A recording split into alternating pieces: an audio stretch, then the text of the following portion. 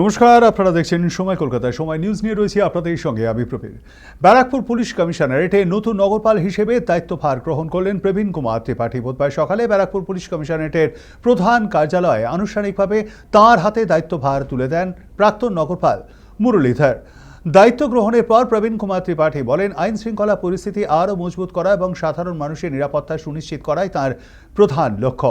অপরদিকে বিদায়ী নগরপাল মুরলীধর নতুন নগরপালকে শুভেচ্ছা জানিয়েছেন এবং কমিশনারেটের সার্বিক উন্নয়নে সহযোগিতার আশাও দিয়েছেন।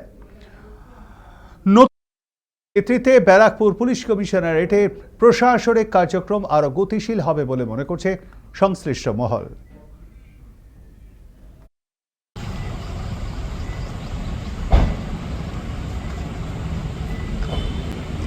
सम्मानगढ़ बाजू सस करेगा बाजू खास विमान बैरकपुर पुलिस कमिश्नरेट आपका सम्मानगढ़ गार्ड का नौकरी 1 इंस्पेक्टर 2 एएसआई 8 कांस्टेबल और यूनिट आपका निरीक्षण के लिए अलाइनमेंट पर खड़ी है विमान।